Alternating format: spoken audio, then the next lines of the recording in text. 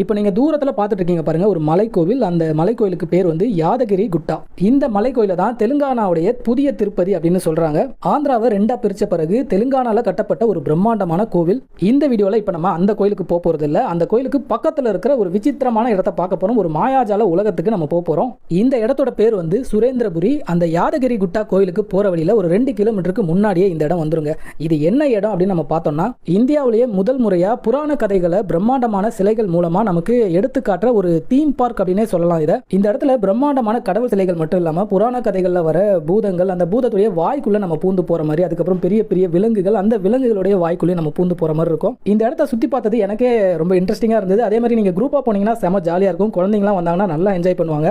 நம்ம உள்ள வந்தவன முதல்ல பார்க்கறது ஒரு பிரம்மாண்டமான பஞ்சமுக ஆஞ்சநேயர். இந்த ஆஞ்சநேயர் சிலைக்கு அப்படியே பின்னாடி பக்கம் பார்த்தோம்னா பெரிய பஞ்சமுக சிவபெருமான் இருக்கிற மாதிரி செஞ்சிருக்காங்க. உள்ள நம்ம வந்தவனே ஒரு பிரம்மாண்டமான விஷயத்தை பார்க்குற மாதிரி இருக்கு. இதுக்கு அடுத்ததான் நம்ம டிக்கெட் எடுத்துட்டு உள்ள போக வேண்டியதான். உள்ள போற வழி எப்படி இருக்கு பாருங்க. ஏதோ ஒரு மாயாஜால படத்துல பார்க்குற இடம் மாதிரி இருக்கு. இந்த விட்லாச்சாரியார் படத்தெல்லாம் பார்ப்போம் பாருங்க. பெரிய சிங்க வாய்க்குள்ள போற மாதிரி, 2 பக்கமும் தந்தம், நடுவில் பார்த்தீங்கன்னா ஒரு சிங்க வாய். இதுக்குள்ள தான் நம்ம போகணும். இதுதான் வந்து என்ட்ரன்ஸ். இந்த பக்கம் வந்து பிரம்மாண்டமான கலர்ஃபுல்லான அம்மனுடைய சிலை இருக்கு. இந்த மாதிரி நிறைய சிலைகள் உள்ள இருக்குங்க. பார்க்கவே வந்து நமக்கு ரொம்ப ஆச்சரியமா இருக்கு. ஏன்னா இதோட கலர் அந்த மாதிரி. இப்போ நம்ம இந்த சிங்க வாய்க்குள்ள போறோம். பல்லுலாம் பாருங்க எவ்வளவு பெருசா இருக்கு. சரி, இந்த இடத்த சுத்தி பார்க்கறதுக்கு டிக்கெட் விலை எவ்வளவு அப்படின்னு பார்த்தோம்னா, பெரியவங்களுக்கு 350 ரூபா, குழந்தைங்களுக்கு அதாவது 10 வயசு கீழே இருக்கிறவங்களுக்கு வந்து 300 ரூபா டிக்கெட்டும் வாங்குறாங்க. நம்ம உள்ள வந்தவன பார்க்குற ஒரு கலர்ஃபுல்லான இடம். பின்னாடி பக்கம் நிறைய கோவில்கள், அப்புறம் நடுவில் தண்ணி. அந்த தண்ணியில் பார்த்தீங்கன்னா ஒரு படகு. அந்த படகுல முனிவர்கள், விலங்குகள்லாம் போற மாதிரி ரொம்ப அழகா சிலையை வந்து செஞ்சு வச்சிருக்காங்க. இது வந்து மனுச்சரித்ரா அப்படின்ற ஒரு புராண கதையை சொல்ற சிலைகள். அதாவது உலகம் அழியிறப்ப இந்த விலங்குகள் எல்லாம் காப்பாத்திக்கிட்டு முனிவர் வந்து இந்த படகுல போற மாதிரி. இந்த இடத்தோட பேக்ரவுண்டை பாருங்களேன், எவ்வளவு கோபுரங்கள். அந்த கோபுரங்கள்லாம் கலர்ஃபுல்லா இருக்கிறது பார்க்கவே அவ்வளோ அழகா இருக்கு. இன்னும் போக போக நிறைய விஷயங்கள் இருக்கு. இங்க ஒரு தனி படகுல 2 பேர் இருக்கிற மாதிரி, நடுவில் ஒரு குழந்தை இருக்கு.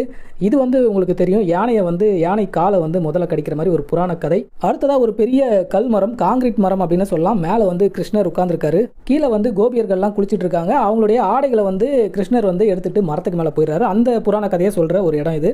அடுத்ததான் நம்ம பார்க்க போற இடம் இந்த இடத்தை பாருங்களேன். 2 பக்கமும் கலர்ஃபுல்லான கோவில் கோபுரங்கள்.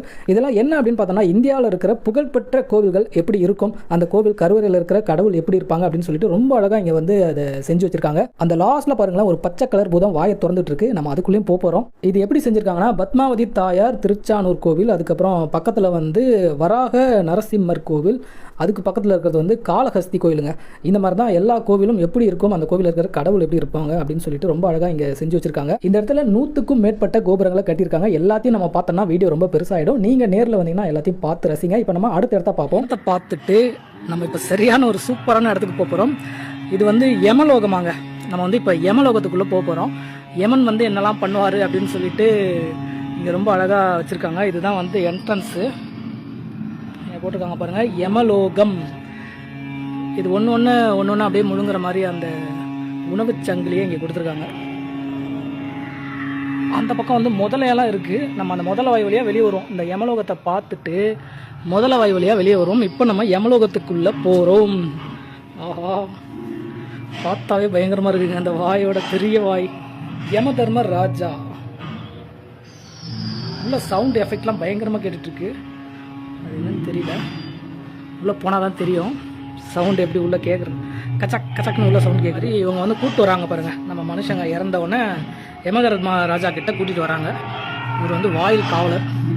இப்போ நம்ம இந்த வாய்க்குள்ளே போப்போம். திரும்பி வரமாட்டாங்க அப்படின்னு சொல்லுவாங்க. ஆனால் நம்ம யமலோகத்துக்குள்ளே போயிட்டு இந்த முதல வாய் வழியாக வெளியே வந்துட்டோம். அடுத்ததான் நேராக போனால் ஒரு பெரிய பூதம் வாயை திறக்குது. பின்னாடி ஒரு பெரிய அம்மன் சிலை இருக்குது. ஆனால் இடது பக்கம் பார்த்தீங்கன்னா ஒரு படிக்கட் போதுங்க. இது வந்து கைலாய மலைக்கு போகிற படிக்கட்டு. இதுக்கு மேலே ஏறுறப்ப வெளியே வந்து செப்பலெல்லாம் கழட்டிட்டு போகணும் அப்படின்னு ஒரு போர்டு வச்சுருந்தாங்க. ஸோ நம்ம செப்பல் ஷூவெல்லாம் கழட்டிட்டு இப்போ நம்ம உள்ளே போகிறோம். இங்கே என்ன இருக்குன்னா, தண்ணீரில் நடந்து வந்தது நல்லா தான் இருக்குது. இதுதான் கைலாய மலையா. இங்கே எல்லாரும் இருக்காங்க பாருங்கள். சிவன், விநாயகர், முருகர், யார் யாரெல்லாம் இருக்காங்க, எல்லாருமே இருக்காங்க. ராவணன் இங்கே இருக்காரு பாருங்க கீழே. இந்த இடத்த அப்படியே நம்ம ஃபுல்லாக சுற்றி பார்த்தா எவ்வளோ கலர்ஃபுல்லாக இருக்குது. அங்கே இருக்கிற அம்மன் சிலை பாருங்கள் எவ்வளோ பெருசாக இருக்குது. நம்ம அதையும் போய் பார்க்க போகிறோம். இது அப்படியே பார்க்குறதுக்கு ஒரு கோவில் நகரம் மாதிரி இருக்குங்க. அந்த காலத்தில் ராஜா காலத்தில் கோவில் நகரம் இருக்குமே, அந்த மாதிரி ஒரு கோவில் நகரம் மாதிரி இருக்குது. கைலாய மலை இதோட முடிஞ்சிச்சு அப்படின்னு பார்த்தா இதுக்குள்ளே ஒரு குகை மாதிரி போகுது. இதுக்குள்ளே என்ன இருக்குன்னு பார்ப்போம். இந்த இடத்துல வந்து ஒரு லிங்கம் இருக்குங்க, சிவலிங்கம் வெள்ளை கலரில் இருக்குது. அப்போ இது வந்து பனிலிங்கம், இது கைலாம் இல்லை பனிலிங்கம் இதுதான் போல இருக்குது. நம்ம பனிலிங்கத்தை பார்த்தாச்சு. அடுத்ததாக இப்போ நம்ம கீழே இறங்கி போய் அந்த பூதத்துக்குள்ளே போவோம். படி வழியாக இறங்கி அப்படியே வெளியே போயிடுவோம் அப்படின்னு பார்த்தா போகிற வழியிலும் பார்த்தீங்கன்னா நிறைய புராண கதை சிலைகளை வச்சுருக்காங்க. படியிலேருந்து இறங்கி வந்தோன்னே இந்த இடத்துல சிவபெருமானோட சுடுகாட்டில் இருக்கிற பேய்கள் மாதிரி வித்தியாசமான நிறைய உருவங்கள்லாம் இங்கே இருக்குது. இங்கே இருக்கிற சிலையை பாருங்கள், எலும்பு குண்டு வேறு இருக்குங்க, நடுவில் ஒரு பெரிய எலும்பு குண்டு நின்றுட்டு இருக்கு. அதுக்கப்புறம் இந்த பக்கம் பாருங்கள், இவங்களாம் ரொம்ப வித்தியாசமாக இருக்காங்க. அது இல்லாமல் ஒத்த கண்ணை ஒருத்தர் இருக்கான், இது பாருங்கள் ஒரு கண்ணு, பின்னாடி இருக்கிறவங்க மண்டை ஃபுல்லாக கண்ணாக இருக்குது. அதுக்கப்புறம் பின்னாடி ஏலியன் மாதிரி ஒன்று நிற்கிது, 2-3 நிற்கிது. இதெல்லாம் பார்த்துட்டு இப்போ நம்ம வெளியே வந்துட்டோங்க. இப்போ நம்ம அந்த பச்சை கலர் பூதம் தூரத்தில் தெரியுது பாருங்கள், அது வாய்க்குள்ளே தான் போகிறோம். இந்த பச்சை கலர் பூதத்துடைய நாக்கு பாருங்கள் வெளியே வரையும் நீட்டிகிட்டு இருக்கு. இதுக்குள்ளே இப்போ நம்ம போவோம். பார்க்கவே படு பயங்கரமாக இருக்குங்க. சின்ன பசங்களாம் வந்தால் உண்மையாகவே செம்மையாக ஜாலியாக என்ஜாய் பண்ணுவாங்க. எனக்கு முன்னாடி ஒரு குரூப் போச்சு, நிறைய பசங்களாம் ஒரே கத்துன்னு கத்திட்டு இந்த இடத்தெல்லாம் பார்த்துட்டு அப்படியே போனாங்க. ஃபேமிலியோடய நிறைய பேர் வந்திருந்தாங்க. உண்மையான வாய்க்குள்ளே போனால் எப்படி சிவப்பாக இருக்குமோ அதே மாதிரி இருக்குது. இதை தாண்டி பார்த்திங்கன்னா ஒரு சின்ன சிலையெல்லாம் வச்சுருக்காங்க. இந்த வீடியோவில் வந்து நம்ம ஒரு 50% தான் இந்த இடத்த பார்க்க போகிறோம் வீடியோவில். ஏன்னா நிறைய சின்ன சிலையெல்லாம் இருக்குது, அதெல்லாம் நான் பெருசாக காட்டல. முக்கியமான இன்ட்ரெஸ்டிங்கான இருக்கிறத மட்டும் தான் நான் காட்டிகிட்டு இருக்கேன். நீங்கள் நேரில் வந்தீங்கன்னா கண்டிப்பாக 1 மணி நேரம்லேருந்து ஒரு 2 மணி நேரம் கூட ஆகும் இதெல்லாம் ஃபுல்லாக சுற்றி பார்க்குறதுக்கு. இப்போ நம்ம இந்த இடத்துல பார்க்குறது வந்து இதுவும் வந்து ஒரு இமயமலைக்கு மேலே சிவபெருமான் அப்படியே நிற்கிற மாதிரி ஸ்டைலாக நிற்கிற மாதிரி ஒரு சிலையை செஞ்சு வச்சுருக்காங்க. சூப்பராகவே இருக்குது. இதுக்கு பக்கத்தில் பாருங்கள் பெரிய பாம்புங்க. இந்த பாம்பு வாய்க்குள்ளே இப்போ நம்ம அடுத்ததாக உள்ளே போகிறோம். ஏற்கனவே நம்ம வந்து முதல வாயி, பூதம் வாயி, அதுக்குள்ளெல்லாம் போயிட்டு சிங்கம் 17 ஏக்கரில் கட்டியிருக்காங்க. 2003 வந்து இதை வந்து திறந்துட்டாங்களாங்க. அப்பயே வந்து மக்களுடைய பார்வைக்கு திறந்து விட்டுருக்காங்க. அதுக்கப்புறம் வந்து கொஞ்சம் கொஞ்சமாக நிறைய கட்டுமானங்கள்லாம் கட்டி இப்போ ரொம்ப பெருசாக்கியிருக்காங்க. இந்தியாவுடைய மெத்லாஜிக்கல் மியூசியம் அப்படின்னு சொல்கிறாங்க. இந்திய புராண அருங்காட்சியகம். நம்ம இந்தியாவுடைய இந்து மதத்தில் இருக்கிற எல்லா புராண காட்சிகளும் இந்த இடத்துல வந்து ரொம்ப அழகாக சிலையாக செஞ்சுருக்காங்க. இந்த இடத்த ஒரு தீம் பார்க் மாதிரி சுற்றி பார்க்குறது சின்ன குழந்தைங்களுக்கு மட்டும் இல்லை, பெரியவங்களுக்கும் வந்து ரொம்பவே இன்ட்ரெஸ்டிங்காக இருக்கும். என்ன டிக்கெட் விலை தான் வந்து 350 ரூபா, கொஞ்சம் அதிகமாக தெரியுது. ஆனால் இந்த இடத்த சுற்றி பார்த்து முடிக்கிறப்ப இது வந்து ஒர்த் அப்படின்னு தான் தோணுது. ஒரு பெரிய பாம்பு வாய்க்குள்ளே பூந்து இந்த பக்கம் வந்து பார்த்தா இங்கே வந்து கிருஷ்ணர் வந்து பூதங்களெல்லாம் அடக்கிற சிலைகளை செஞ்சு வச்சுருக்காங்க. சக்கர பூதம், அதுக்கப்புறம் இங்கே இதெல்லாம் வந்து அந்த இதில் வரும், கிருஷ்ணர் இதில் வரும். இந்த இடத்துல கிருஷ்ணர் பூதத்தை அடக்கிற காட்சிகளெல்லாம் பார்த்துட்டு நம்ம வெளியே வந்துட்டோம். வெளியே வந்த பிறகு அடுத்ததான் நம்ம பார்க்க போகிறது வந்து பெரிய கொக்கா நாரையான்னு தெரியல, அது வாய்க்குள்ளே போகிறோம். இடத்துல இருக்கிறது ஒரு பெரிய ராட்சத கொக்கு. நான் கூட பின்னாடி இருந்து பார்க்குறப்ப ஒரு பெரிய மீன் தான் படுத்திருக்கோம் அப்படின்னு நினச்சேன். ஆனால் ஒரு பெரிய ராட்சத கொக்கு. இந்த ராட்சத கொக்குக்குள்ளே கூட நம்ம போகிறோம். இந்த இடத்த பாருங்களேன், எப்படி ஒரு கலர்ஃபுல்லாக ரொம்ப அழகாக இருக்குது பார்க்கவே. எதிர தெரிகிற சிலையை பாருங்கள், பிரம்மாண்டமான மகிஷாசுர மர்தினி அந்த சிலை தெரியுது. இந்த பக்கம் கொக்கை வந்து கிருஷ்ணர் வந்து கொல்றாரு. அடேங்கப்பா எவ்வளோ பெரிய கொக்கு படுத்துருக்குங்க. இந்த கொக்கு வாய்க்குள்ளே போகிறதுக்கு முன்னாடி மகிஷாசுர மர்தினியை நம்ம பார்த்துருவோம். இந்த சிலையை பார்க்குறப்பவே நம்மளை அப்படியே கவர்ந்து இழுக்குது. 12 கைகளோட பிரம்மாண்டமாக கலர்ஃபுல்லாக கீழே வந்து சிம்ம வாகனம், அதுக்கப்புறம் அரக்கனை வந்து வதம் செய்கிற மாதிரி திரிசூலத்தில், அதுக்கு கீழே எரும மாடு ஒன்று படுத்துருக்குங்க. அது கூட கழுத்து வெட்டின மாதிரி இருக்குது. பேக்ரவுண்டோட சேர்த்து பார்க்கவே இது வந்து கலர்ஃபுல்லாக அவ்வளோ அழகாக இருக்குது. இந்த சிலையை இன்னும் கொஞ்சம் கிட்ட போய் பார்த்துட்டு அதுக்கப்புறம் கொக்கு வாய்க்குள்ளே போவோம். கீழே எரும மாடு பாருங்கள், அப்படியே கழுத்து கட்டான மாதிரி இருக்குது. வெளியே நாக்கெல்லாம் நீட்டிட்டு இருக்கு. சிங்கத்தோட கால் வந்து அந்த தலையை பிடிச்சிட்டு இருக்கு. அப்படியே நம்ம மேலே பார்த்தோன்னா மகிஷாசுர மர்தினி ரொம்பவே தத்ரூபமாக பிரம்மாண்டம்ல வந்தால் வெயில் தெரியாமல் இருக்குது, உள்ளே இருந்துடலாம் போல இருக்குது. இங்கே வந்து காளியோட சிலை வச்சுருக்காங்க. ரொம்ப பெருசாக இல்லை, சின்னதாக தான் இருக்குது. ஆனால் பார்க்கவே பயங்கரமாக இருக்குது. அங்கே பாருங்களேன், தலையை வெட்டி கையில் வச்சுருக்கிற மாதிரி ஒரு காளி. இந்த மாதிரிலாம் நான் பார்த்ததே இல்லை. இந்த கொக்கு பார்த்தீங்கன்னா பாகாசுரன் அப்படின்ற ஒரு ராட்சச கொக்கு. இதை வந்து கிருஷ்ணர் வந்து அடக்குவார். இங்கே பாருங்கள், சிவனே வந்து போட்டு மிதிக்கிற மாதிரி இருக்குது. காளி வந்து சிவனுக்கே இந்த நிலைமையா? சரி, ஓகே. இப்போ நம்ம கொக்குக்குள்ளே சுற்றி பார்த்தாச்சு. அடுத்ததாக வெளியே வந்துட்டோங்க. வெளியே வந்தால் இங்கே வந்து மறுபடியும் காலியா. இந்த இடத்துல வந்து வடநாட்டில் இருக்கிற கோவில்லாம் எப்படி இருக்கும், அந்த கோவிலுக்குள்ளே இருக்கிற கடவுள் எப்படி இருப்பாங்க அப்படின்னு சொல்லிட்டு செஞ்சு வச்சுருக்காங்க. இங்கே பார்க்குறதுலாம் வந்து மகாராஷ்டிரா கோவில், அதுக்கப்புறம் அந்த சாய்பாபா கோவில், அதெல்லாம் கூட இங்கே இருக்குது. இதெல்லாம் நம்ம டீட்டெயிலாக பார்த்தோம்னா பெரிய வீடியோ ஆகிடும். அடுத்ததான் நம்ம போகிறோம். இந்த பக்கம் பாருங்களேன், ஒரு மலை கோவிலை ரொம்ப அழகாக செஞ்சுருக்காங்க. இதுக்கு மேலெலாம் போக முடியாது, கீழே உள்ளே தான் பூந்து போகிற மாதிரி இருக்கும். அங்கே ஒரு பெல்லு மாதிரியே ஒரு கோவில் இருக்குது. இன்னும் நிறைய சிலைகள், எங்கே பார்த்தாலும் சிலை. இந்த கீழே ஏரோ போட்டிருக்காங்க பாருங்கள், அது வழியாகவே போனோன்னா நம்ம எல்லாத்தையும் பார்த்துடலாம். இங்கே வந்து கேன்டீன் அப்படின்னு போட்டிருக்காங்க. சரி, கொஞ்சம் ஏதாவது சாப்பிட்லாம் அப்படின்னு சொல்லிட்டு இங்கே போனால் இங்கே வந்து ஒரு மாடு பொம்மை வந்து பால் கொடுக்குது. இதுதான் கேன்டீன். கேன்டீனில் நம்ம உட்கார இடம்லாம் பாருங்கள், ராஜா காலத்து அன்னப்பறவை மாதிரி சேர் மாதிரி செஞ்சு வச்சுருக்காங்க. வெயில் சரியான வெயிலுங்க. வெயில் டைம்லாம் இங்கே வந்தோன்னா ரொம்ப கஷ்டம். மத்தியான டைமில் வரக்கூடாது. ஆனால் இப்போ டைம் பார்த்தீங்கன்னா 12 மணி ஆகுது. இந்த இடத்துல மரத்தடியில் பாருங்கள் ராஜா சேர்லாம் போட்டிருக்காங்க. உண்மையாகவே இங்கே உட்காந்து ஃபோட்டோலாம் எடுத்துக்கலாம். சரி, அடுத்ததான் நம்ம இப்போ வந்து பொம்மை மாடுக்கிட்ட பால் வாங்கி குடிக்க போகிறோம்.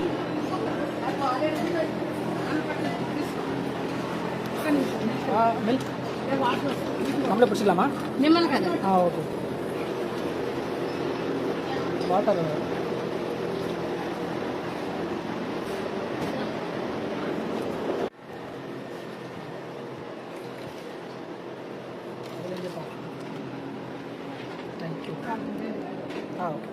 இப்போ வாங்கி குடிச்சோமே ஒரு பால், அது வந்து 20 ரூபாங்க அந்த சின்ன கப்பில் இருக்கிறது. அப்படியே பச்சை தண்ணி மாதிரியே இருந்தது. பூதத்தோட தலை ரொம்பவே தத்ரூபமாக சூப்பராகவே இருக்குங்க பார்க்கறதுக்கு. ஃபோட்டோ ஷூட்லாம் செம்மையாக இருக்கும் கிட்ட நின்று எடுத்தா. இதோட பேக்ரவுண்டில் பாருங்கள் அப்படியே கோவில்லாம் நல்லா கலர் கலராக தெரியுது. இது என்ன அப்படின்னு பார்த்தோன்னா, உள்ளே போய் பார்த்தா இது வந்து குழந்தைங்களாம் சறுக்குவாங்க பார்த்தீங்களா, அந்த சறுக்கி விளையாடுறது தான். உள்ளே நம்ம போனால் நல்லா இருக்காது, குழந்தை யாருன்னா இருந்தால் உள்ளே போய் சறுக்கியிருப்பாங்க. இது உண்மையாகவே நல்லா இருக்குது, வித்தியாசமாகவும் இருக்குது. ஏன்னா இந்த மாதிரி ஒரு குழந்தைங்க சறுக்கிற ஒரு டிசைனை நம்ம பார்த்துருக்க மாட்டோம். வாய்க்குள்ளே பூந்து போய் இந்த காது வழியாக நம்ம வந்து 2 காது வழியாகவும் சறுக்கி வெளியே வரலாம். குழந்தைங்க சறுக்கி விளையாடுற இந்த பெரிய பூத தலையை பார்த்துட்டு அடுத்ததான் நம்ம பார்க்க போகிறது ஒரு பெரிய சிவனுடைய சிலை.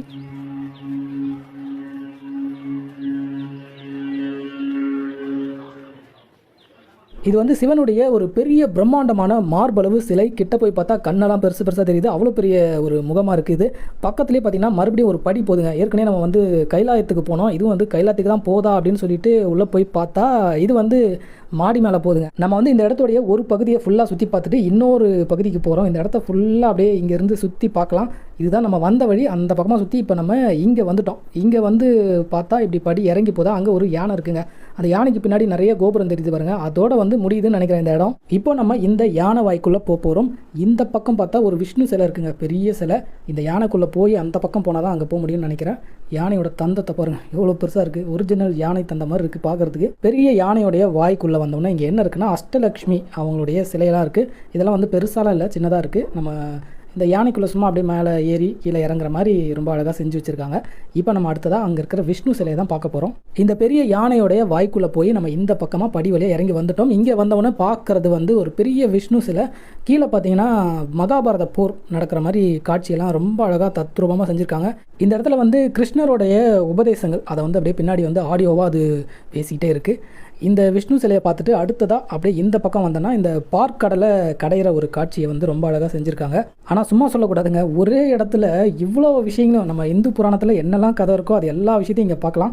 ஒரு பக்கம் வந்து தேவர்களும் இன்னொரு பக்கம் வந்து அசுரர்களும் வந்து இந்த மேருமலையை வந்து ஆதிசேஷன் பாம்பா அந்த பாம்பை வச்சு கடையிற அந்த அமிர்தத்தை எடுக்கிற ஒரு காட்சியை ரொம்ப அழகாக பண்ணியிருக்காங்க. அடுத்ததான் நம்ம பார்க்க போகிறது வைகுண்டத்துக்கு போகிற சொர்க்கவாசல். நானும் நினச்சிட்டே வந்தேன் இந்த ஒரு காட்சி வந்து இல்லாமல் இருக்காது அப்படின்னு நினச்சேன். அதே மாதிரி இங்கே கடைசியாக நம்ம வெளியே வர இடத்துல இருக்குது. இந்த இடத்துக்கு நான் வரப்போ பார்த்தீங்கன்னா டைம் வந்து 2 ஆயிடுச்சுங்க. கிட்டத்தட்ட பயங்கர டயர்ட் ஆயிடுச்சு. ஏன்னா நிறைய இடத்த ஏறி ஏறி இறங்கி இறங்கி சுற்றுற மாதிரி இருக்குது. பார்க்குறதுக்கு தான் சின்ன இடமா தெரியுதுங்க, ஆனால் வந்து ரொம்ப நேரம் ஆயிடுது. நம்ம எல்லாத்தையும் பார்த்துட்டு வரதுக்கு ரொம்ப நேரம் ஆகுது. வைகுண்டத்தில் விஷ்ணு பெருமாள் வந்து ரொம்ப அழகாக படுத்துட்டு இருக்காரு. பேக்ரவுண்டில் ஃபுல்லாகவே நீல கலரில் இருக்கிறது பார்க்குறதுக்கே நல்லாயிருக்கு. இதை தாண்டி நம்ம போனோம்னா இங்கே வந்து ஹனுமான் வந்து லங்கையில் எப்படி வாழை சுருட்டி மேலே உட்காந்துருப்பாரு அந்த மாதிரி ஒரு காட்சி. கீழே வந்து வால் கிட்ட ஒரு சின்னதாக வழி போது பாருங்கள், அதுக்குள்ளே நம்ம பூந்து போக போகிறோம். உள்ளே போனால் அண்டர் கிரவுண்ட் வரைக்கும் போதுங்க இந்த வழி. அந்த ஹனுமான் வால் கிட்ட நம்ம போகிறதுக்கு முன்னாடி இந்த மாதிரி ஒரு இடம் வருது.